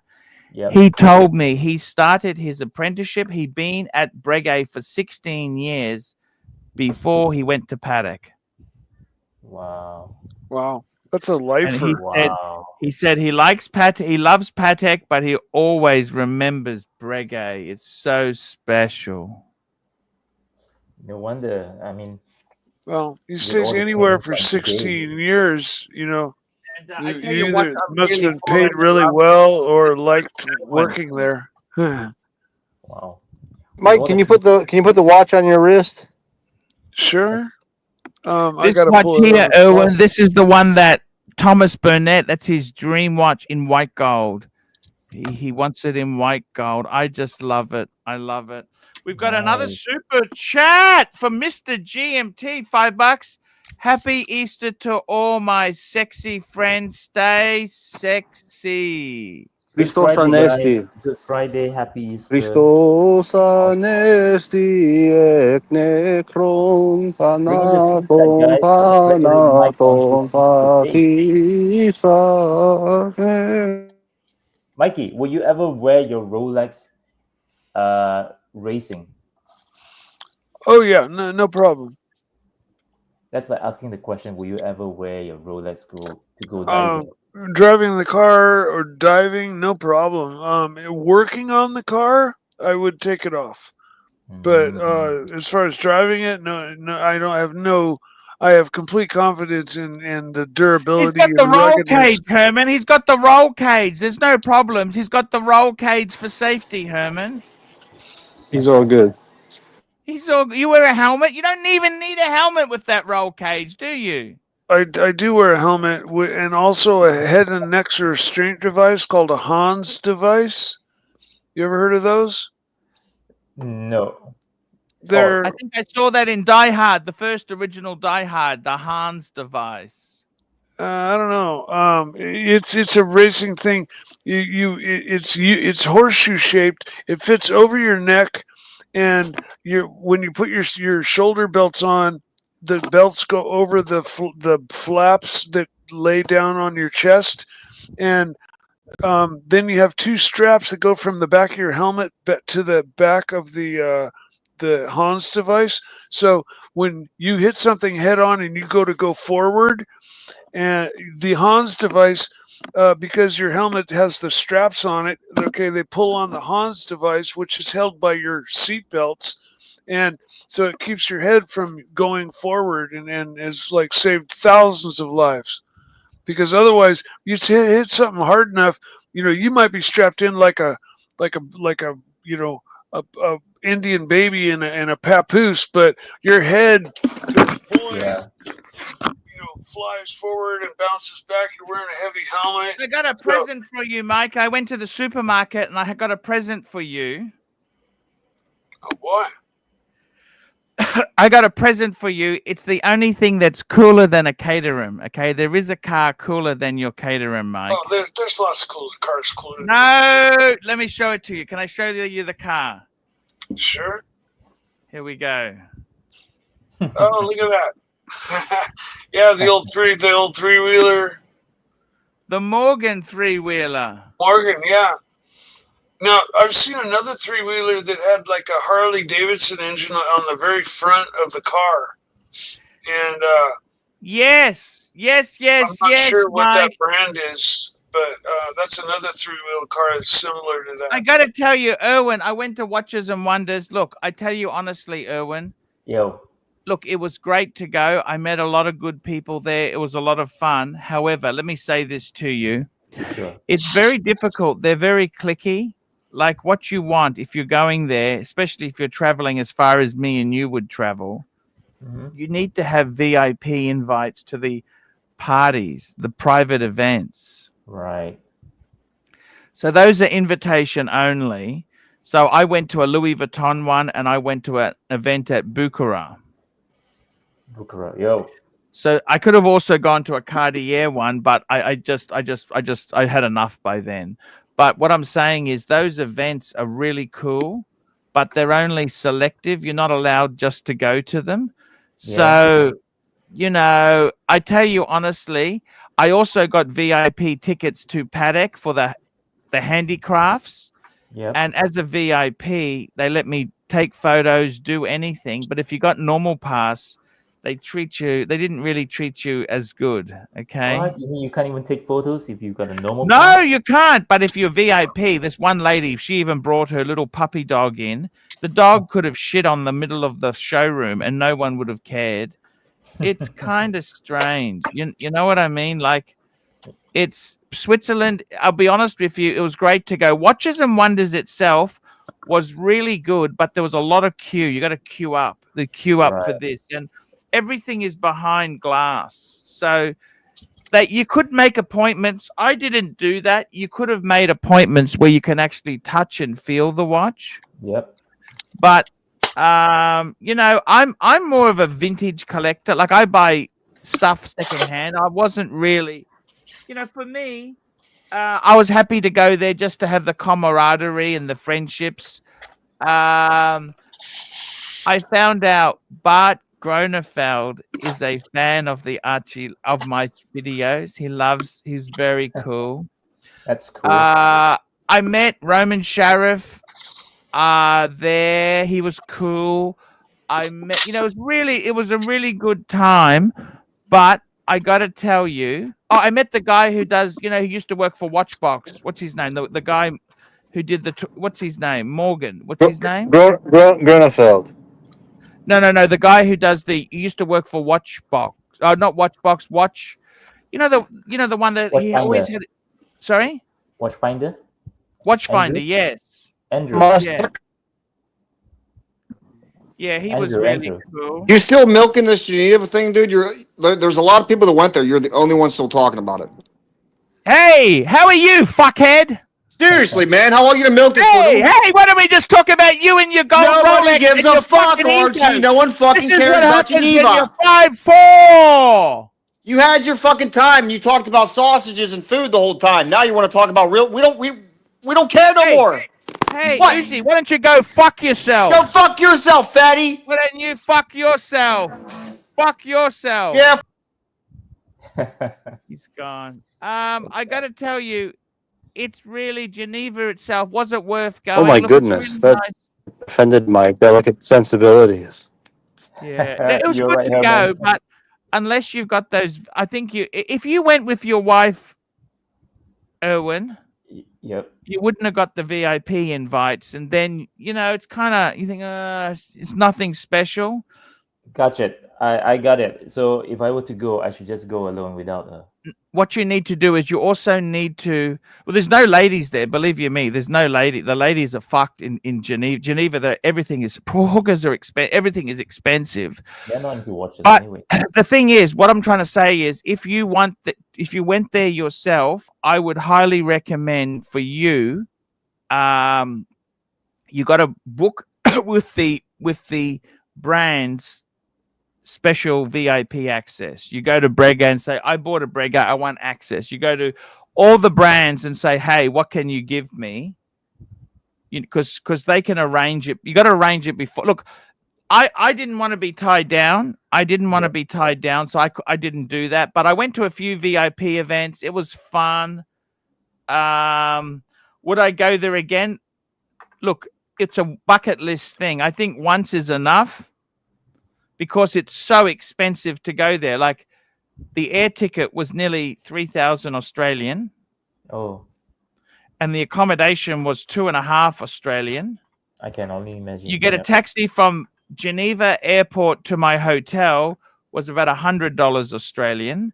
And then you get just a meal at McDonald's combo meal with some extra. I always like an extra side. That was $44 Australian, 50, almost $50 Australian. You think, fuck, Wow. and everyone is so, it's kind of like it's expensive and it's a beautiful city. Yes, it is beautiful, but it's made for super rich people. It's not made for, Definitely. that's Definitely. kind of the thing with it. We've got a super chat there. Oh, Herman, come back. 1 minute, I gotta put my aircon on. Yeah, I can totally understand that Switzerland is an expensive city. I got conned once when I was at Switzerland. It was a sad story. Yeah. Here we go, Doc. You got a what? Cold? A cold? What happened? No, I got conned. I Oh. got conned by them. Yeah. Very quickly, Doc, BTW, $2. Can we hear a quick freestyle from Herman the Snake? Herman, come back. Oh, he's gone. We'll see if we can get him. How did you get conned in Geneva? Tell me the story. No, it was back. Well, this was back when I was a student. So I went to Geneva and with my family, my parents, and then we went to a restaurant to eat. And everything is, like you said, it's so expensive, right? Every meal it's around 38, 40 to 50 Swiss franc. Mm-hmm. Right, every main course is around that price. So we decided to share between the four of us, my mom, my dad, and my sister and I. So we decided to share, and we just ordered like two main course, right? So you would think that if it's two main courses, it'll probably come up to around like $80, 40 each, right? Then when the bill came, they charged us $160. Swiss franc, 160 Swiss francs. So I said, what the heck? What's for the other 40 Swiss francs? Oh, yeah. It's for the napkin and the napkins and the cutleries per set. So I end up paying like a 4-course meal, as in a 4 main course, instead of 2 when I only ordered 2. And of course, you got them to give you more food for that, or you just left? No, we just left. I mean, we're in a foreign. Well, back then I was still a student, so I was. Let me tell you, I went out with Kessler. I tried to get supermarket food, but the fucking Kessler, he insisted we go to a Thai restaurant. He wanted to go to a French restaurant, and I said, "Well, let's just go Thai, because Thai should be cheaper." Yeah. We had 4 spring rolls as an entree, pad Thai, and a Thai green curry. Yeah. And 1 Diet Coke. How much did it cost? 114 Swiss francs, which was 208 Aussie dollars. Oh my gosh. I mean, in Malaysia or Thailand, that would be like $20 maximum, less. More or less, yeah. And I mean, it wasn't terrible. The food was nice. I wouldn't say it was terrible. Yep. But it wasn't worth. I know. So well, guys, if you guys are ever going to Switzerland, just be careful, yeah? Don't get hustled. And well, if you'd gone to the French restaurant, you would have paid probably more. And definitely. And they're notorious for their small portion sizes. Oh, and the other thing is too, I had fucking OC. OC says to me, I had a fan who wanted to take me out to dinner. He goes, cancel that. Come to FP Joe. I said, get fucked. You pay for that. I'm not fucked. I got someone who's taking me to an Italian restaurant. Why would I cancel that and go to your fucking FP Jean restaurant? If you want me there, you fucking well pay for me. Just to complete, he doesn't understand that if a fan is taking me, it's rude to say, let's go to FP Jean. That's a Michelin star restaurant. I'm not going to insist on that. And anyhow, I prefer the Italian food, for fuck's sake. Yeah. Anyway, Michelin stars are a ripoff. Rip off. Rip Sorry? off. Herman, you're back. Do your freestyle thing. You know, let's fulfill that super chat. No, man. I can't do it now, man. Oh man. I was just saying, Archie, that Michelin stars are a ripoff. Well, you know, the whole reason Michelin star exists is it was made by the Michelin tire company to encourage people to drive out to restaurants and wear out their tires so they could buy new tires. That's the whole reason. And now it's a license to steal from people. So you got a star. I mean, they've got to be good. To get a star is not easy. I will say that. It's not easy to get a star. Okay? It's very good, but it's very expensive and you're hungry afterwards. But yeah, the food is good, of course. The food should be good. Especially if it's a French restaurant. So, Archie, Hey, Mike, did you ever go to the French Laundry, Mike? No, I've never. But years ago, when I was going out with my ex, there was a very authentic little French bistro in our little town, and we went there very often. But I'm telling you, you know, the entrees were like $32 for whatever. And, you know, then $7-8 for a glass of wine and a salad. Here's a photo. Take a look at this. This is a photo. I went to the Patek Philippe VIP pass with Raphael. By the way, when we patched up our friendship, we're friends again. Oh, that's good. And we could take photos. Normally, you're not allowed to take photos in the saloon. But because you're VIP. Exactly. So, you know, it's kind of a bit, I don't know what to say. It's a bit funny like that. So which of the releases impresses you? Sorry? Which of any of the releases impressed you? The new release? I'm wearing the Patek. Sorry. There we go. Yeah. No, I meant Well any of the timed. I like the new Seiko GMT. That's pretty nice. The new Seiko GMT. I can check it out. Yeah, it's 300-meter water resistance. It's got a really nice dial. It's a pretty nice watch. That's my favorite. Watches and wonders. Interesting Seiko. stuff. Herman, what are you going to get a Rolex for yourself? You know it would change your life. I had a Rolex before. Yeah, but it was a compromise. It wasn't a full-size one. Your man's. You got to get a man's 40 or 41 mil, something big, something you can I wear had a 39 Mark 1. It was nice. Why did you sell that, Herman? I don't understand. I don't know. You get tired of it and you want something else, I guess. I mean, why do you sell your things? I don't know. I don't really sell a lot of watches. Herman, I'd be honest with you. I actually try and hold on to stuff because I really want to buy it back. I sold my Breguet Maserati Daytona. My Breguet 21. You know the 20. You know I love this watch. So much respect I got in Switzerland for having that, Erwin. I bought it back, Herman. I couldn't live without it. I couldn't handle life without the Breguet Type 21. And I got a beautiful 3-piece Breguet set. Are you buying any more Breguets, Erwin? I don't know yet. The next one I'm thinking of probably a Blancpain. What? Like a sports watch, 50 fathoms? No. The Villeray, they've got one with a mono pusher chronograph.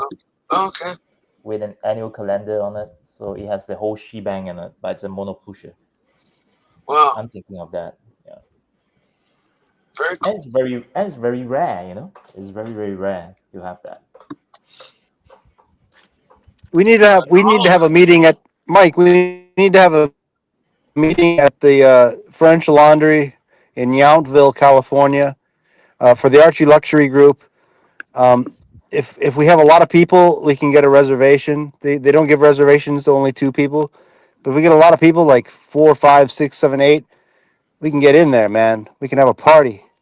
Sure, Yountville's a little bit of a jaunt for me, but I could make it there for that.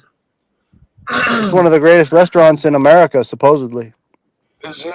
I've not been there. Yeah. So, I know in my town we've got just more than a handful of AAA restaurants. Doesn't matter the type of food. I thought the fish and chips would have been better, Herman. I mean, come on, Herman. It's economy's gone very, very bad, Herman. Herman, it's stinking. Okay. Yeah, but it's, you went to the Jordan restaurant. Yeah, but what? It's the same kind of idea. You went to the Jordan restaurant. It's the same principle. Maybe you should have gone to Burger King. I mean, I should have. I don't mean you. I mean, I went there once. I didn't return. Well, yeah, it's a once in a lifetime opportunity kind of thing. It's it's an experience. You had a good experience. Yeah, I'd not go back there. The prices were crazy prices. Yeah, I think French Laundry is like $400 a person before beverages. Yeah. So Well, we can't afford that, Herman. The economy. Haven't you seen what's happened to the economy or not? No, what happened to the economy? Economy is very hard, okay? It's very tough at the moment. Things are not easy, okay? So Archie, with the economy that bad, do you think people should be buying watches? Sorry? With the economy that bad, do you think people should be buying watches? And what No, kind of I should be watches? selling. I want to sell. I'm going to sell things off. But that's the worst time to sell, isn't it? When the economy is bad, they're just going to push your prices down. Aren't the prices, down pretty low right now as things are? Yeah, that's probably the worst. It's terrible. The economy is very bad. It's very bad at the moment. So now's the time to buy. On the other hand, it's also the time to buy, right? Yeah, that's when you can push the prices down. Mm-hmm. I don't know. I think buying watches is something very. If you've got that itch and you want to boost your morale, despite the fact that the economy is down, you can probably buy something that's not too expensive, and that will probably put a smile on your face. Smile on the dial. You know what? I totally agree with you. You got to have fun in life. Otherwise, what's the point? Yeah, the most important thing is here, you've got to keep yourself sane, and otherwise, how do you actually operate? So, and that's why kudos to Mike. Kudos to you, Michael Snake, for getting the Rolex. That was a thank you, man. Right move, Thank you man. very much. I just restarting my collection after selling it to buy the Porsche, which I shouldn't have done, but I realized Mike, you live life. You live life, Mike. What chalk are you it up for talking experience. Chalk it up for experience. Mike, you lived life for fuck's sake. You understand? I have no regrets, Arch. If I hadn't have gotten the green Porsche, I wouldn't have the car that I'm very happy with now. That's the way I look at it. Like, okay, it took the journey of the year-long process of getting my hands on the Porsche, and then realizing I'm in over my head with the car, to selling it, to running into $50. Patel Philippe, I just arrived. I believe congratulations are in order. Mike the Snake, you're my favorite character on the show. Big congrats, man. Thanks, Please Patel. show him full screen. Show him your beautiful watch you get. Please show him. Please show him the watch. Please. Hold on, Mike I gotta pull it out of the box again. Snake. Bring it out. Bring out that big boy. Hey, Ken, you got to fly out to Yountville and meet with Mike and some of us, and we'll go to the next restaurant there. Terrible crackle, Herman. You can jump off, jump back on, Herman. Ooh. It's terrible. Woohoo. It's really terrible, Herman. The town he's talking about, Yountville, is a very quaint little town out in the kind of country. It's a great place. Look at that Rolex there. Is it 9:15 in California? No, I haven't said it. I haven't even barely pulled it out of the box. It is literally unworn. It's never been. It may have been put on once or twice, but it is literally like that crisp and shiny. I don't think it was ever It's worn. minty. It's minty. It's minty, minty, minty, minty. Truly minty. Like not. Are you happy with it, Herman? I mean, Mikey, are you happy with it? 100%. I was happy with all of my subs in the past, and I'll be happy with this one for sure because. Are you glad to be back in the club? Yes, very much so. I felt naked without my fucking Rolex Arch, and you know I knew I was selling my other ones to get something else that What I did wanted. your family say when you told them you sold the Porsche? They kind of like were like. You know, I got a little bit of a short-term loan from them to get the Porsche, and so they were like, you know, what? You know, we went through all this help to help you out, and I told them just what I said to you, the truth. I said, look, I made a mistake. I fucked up. I'm in over my head. I got this thing running perfectly, but I'm afraid to drive it every time I drive it because if I blow it up, I'll never be able to afford to fix it, and so I just relisted it. And they understood, and it was my money, and so I sold it. And I paid the loan immediately back. That was the first thing I paid back. And, How much did you owe them, Mike? I don't want to talk finances, but I borrowed in the area of 10 to be able to make the loan. Fuck! So I paid that off, so I don't owe anybody anything. That's I nice of you. took a little bit of loss on the overall, you know, purchase / sale, but like I said, chalk it up for experience. And if those series of events had not gone down, I wouldn't have been in the market with money in pocket when that little yellow banana came up, which is the perfect car for me. And so I snapped it up, and boy, I am. The Porsche, I was like scared to death to drive. I was gripping the hand, the fire extinguisher, you know, under one arm at all times, and I was just it was a monster, but it was like the mechanical fuel injection and stuff on it was just a little beyond me, and my intentions were to get on the racetrack, and I thought this car was a little further along in its build, and it wasn't, and so it still needed a lot of time and a lot of money and a lot of energy and work to get on the racetrack. Whereas this little yellow car, all it needed was a new set of tires, a new set of shoes.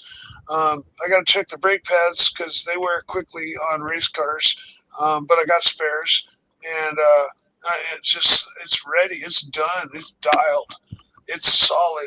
It's got a stock Honda engine. That's wonderful. It's got a Honda S2000 motor in it. Actually, you got a super chat.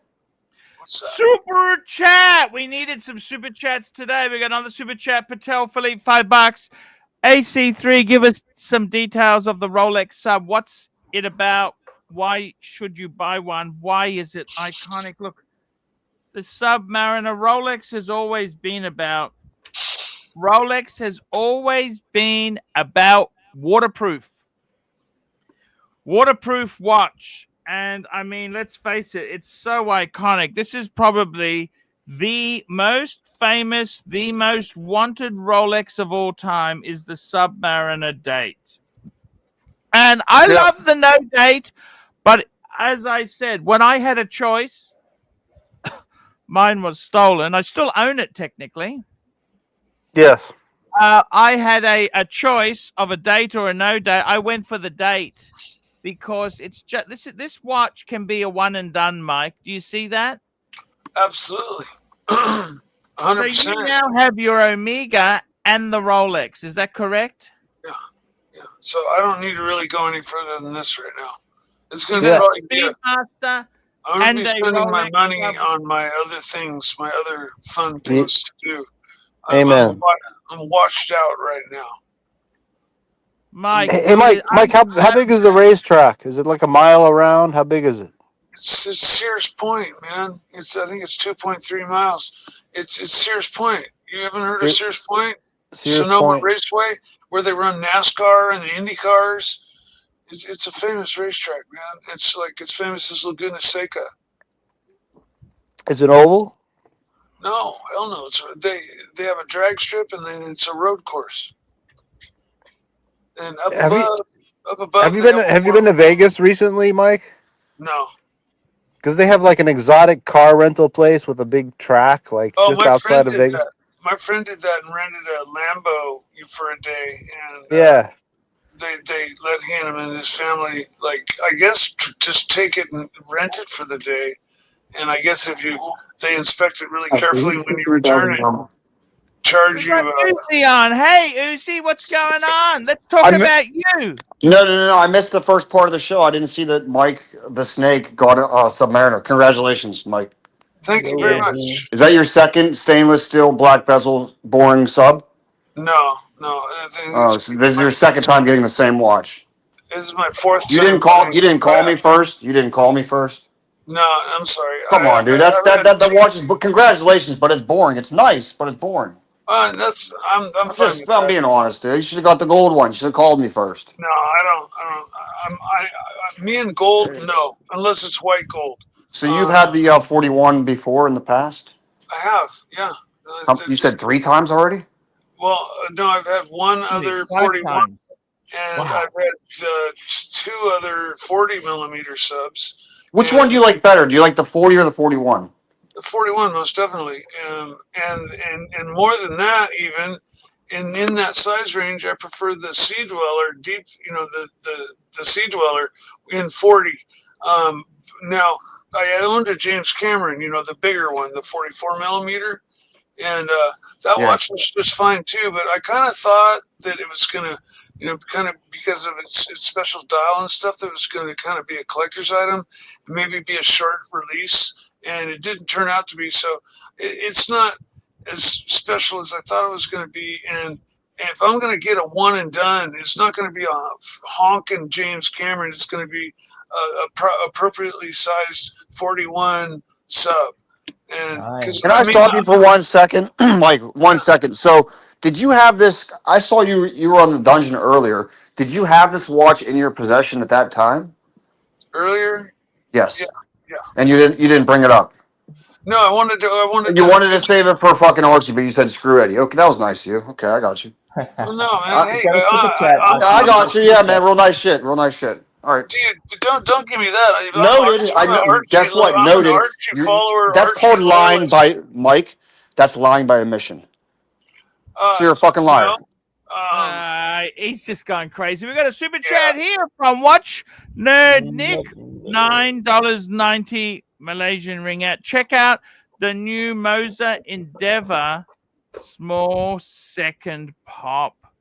Let's have a look. We get this baby up on the screen. It's Easter Friday in America. It's Easter Friday, isn't it, Mikey, at the moment? Yes. Sony masi etheu anastas eknekron salon tasi alleluia. We call it Good Friday. Yeah, it's Saturday here in Malaysia. Christos anesti.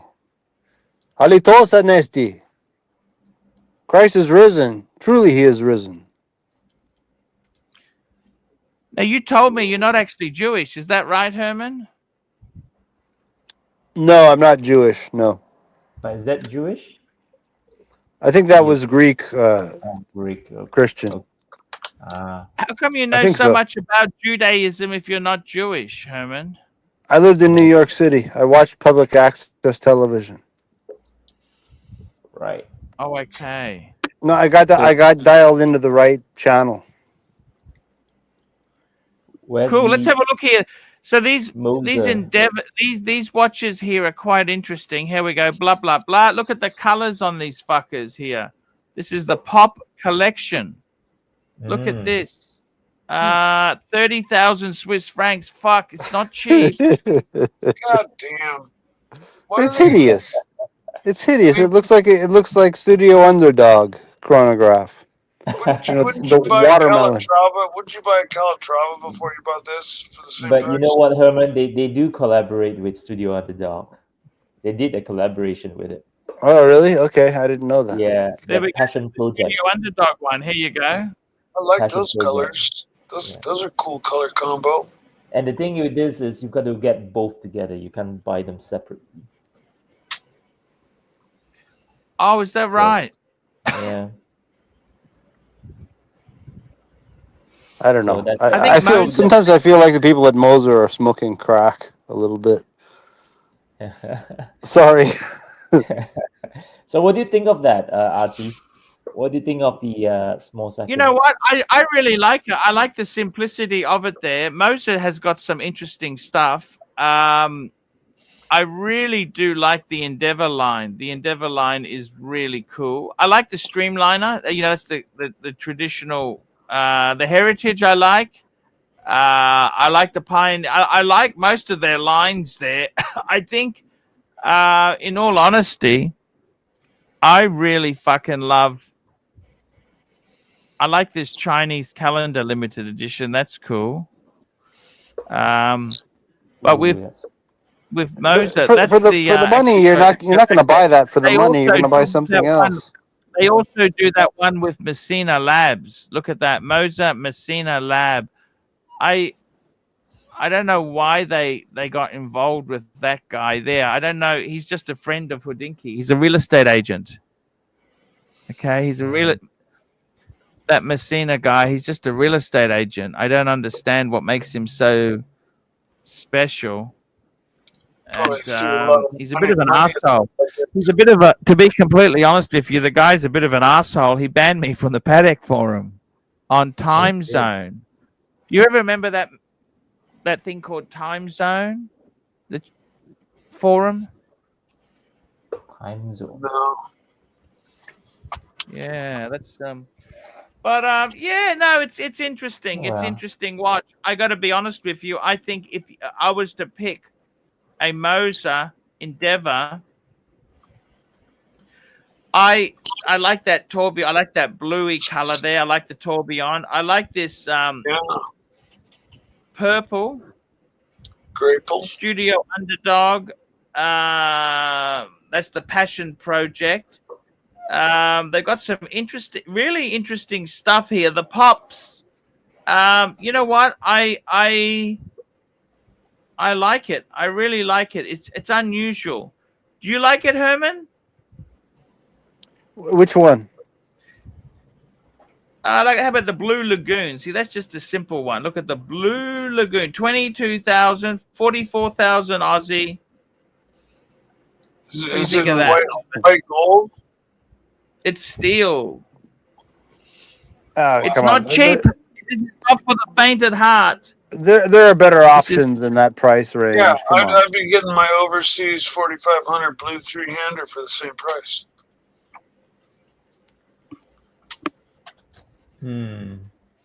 Yeah. I don't know. I well, sorry, Nick. This is not for me.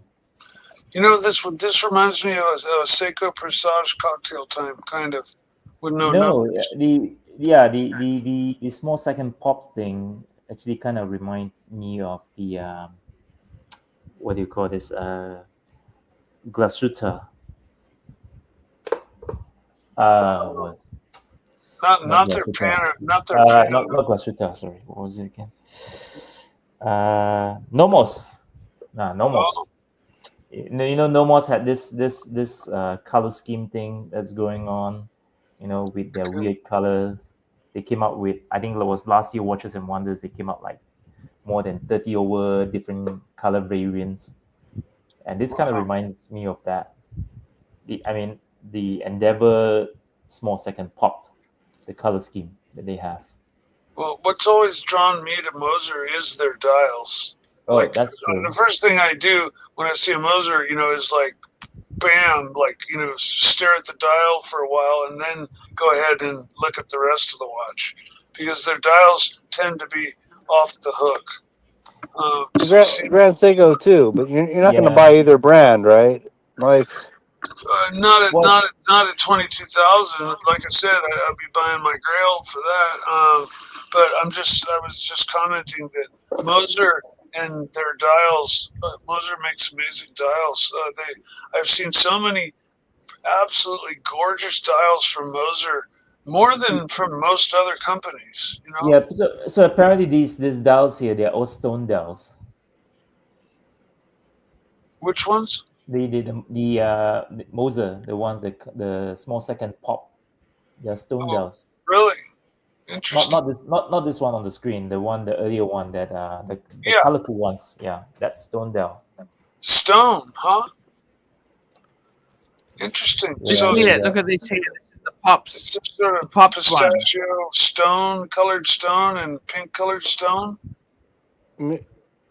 What kind of stone is it? Made from Peruvian pink opal. It's made There you from go. Peruvian pink opal. There you Incredible go. stuff. Yeah, still Nick. I don't know. That's pretty good. I'm not pistachio. Is my most You know, desired. there are a lot of more people making watches with stone dial in affordable pricing, with affordable pricing. You know, these days. Very cool. This is only 28 pieces. The limited edition to 28 pieces. If which you is like pretty Moser, amazing. We got some more super chats in here. Patel Philippe, $5. Mike the Snake, nothing makes me happier than you back with a Rolex. yeah, I'm a And Rolex man. Watch Arch- nerd Nick, $10. It's a stone dial. Yeah. Peruvian pink opals. That's incredible. Have you heard of the watch called a brand And called also Denison? Burmese jade. Burmese jade. And Yeah, it that's what I was comes on- wondering. I what the believe green they was. come on a ostrich strap. Erwin, ostrich Yeah. strap. Yeah. And I got to tell you something. They are some really Moser. Look. In my country, it's not a huge. I mean, we're a small population, but I think Moser makes some lovely stuff. I'd like to concentrate. I'm a Breguet man. Okay, I'm a Breguet man. I'd like to get another Breguet, but at the moment things are getting a bit. The economy is not good, by the way, Erwin. It's not so Yeah, good. I know. Patel Philippe, $5. AC3, will you be eating a chocolate Easter bunny on Eddie's Dungeon this morning? It's an Easter tradition on the Archie Luxury channel. I ate them all yesterday. Last night I had some chocolate. Last night I had some chocolate. It's that's how it goes there, my friends. Well, speaking about stone dial, have you heard of this brand called Denison? A Denison watch. What No. if you Yeah. got a stoned dial? It has it's a stone dial watch with I'm affordable stoned, pricing. man. Let me go. What if- Let what me if go and your have a look. dial I've was got all any high? Easter eggs I can hunt up. I'm going to have a look around the house to get an Easter egg. Let me go and have a look. What if your dial got all stoned and like was the numbers, would switch the numbers around on you just to fuck with you?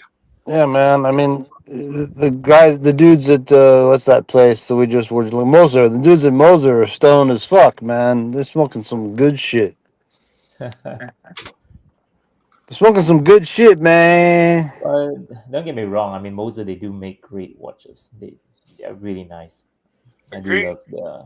And like I said, I think I've seen many beautiful dials from them. Yeah.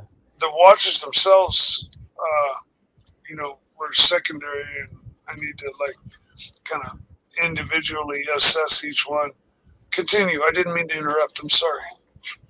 No. It's yeah. Like I said, they make really cool watches. Especially, I do like their Streamliner and the Endeavor lines. But what do you think, Mikey? What do you think of their latest release on the pop color? Well, like I said, I'm not a real big fan of pistachio or pink's okay. Well, they've got many other different colors, you know. They've got, Okay. yeah. Well, is it 40 millimeters or bigger? Well, the 38, I think. Let's see. Okay, let's just take my preference and my Yeah, personal 38 feelings millimeters. out of the picture. I'm not. The colors don't like scream at me. I'm not a pastel guy. I'm not a pistachio guy. I'm not a mint green, light green guy. I kind of like the more bold, brightly Yellow. or dark colored, like orange, like my orange monster, or Moser. I really love because of their dials. Primarily, they have so many really beautiful dials when they add that gradient, that fume around the edge. It just when I used to airbrush paint my model race car bodies for people, I used to use that trick and go around the edges with black, and it just made the whole design look so much more sophisticated, and like people were just like, how did you make it look like that? Like things just coming out of nowhere. And so Moser's dials are just off the hook. Every Moser I see, the new one that pops out, it's like a dial that I'm blown away by. So the question is this, right? You know, Moser is famous for their fume dial, right? You know what's another brand that's actually famous for their dial? Grand Seiko. Oh, So yeah, of course. Between Moser and Grand Seiko, which would you pick in terms of dial wise? The dial. Oh, Moser. Really? Moser has more dials that appeal to me, just in the paint colors and the gradients. That like I haven't seen the complete line of either lines, but the nice dials from Grand Seiko are usually that tissue, or they have different snowflake, and yeah, those dials, I'll give it to them. They're gorgeous. I gotta tell you, I had a look around the house. There's no eggs. I'm gonna buy some today. We'll have them on for tomorrow, which is our Sunday. No fucking eggs whatsoever left. Guys, I'm gonna Seiko SPB 509. I'm gonna the wrap Seiko SPB 509. We got some wrap this baby up. I want to thank our super SJD Montreal, The Undertaker, Biff H, Mr. GMT, Doc BTW, Patel Philippe, Watch Nerd Nick, Patel Philippe, Watch Nerd Nick, and Patel Philippe. Herman, we will discuss that on the next show. That's what we will do, Herman. We will do that for you because we love you, okay?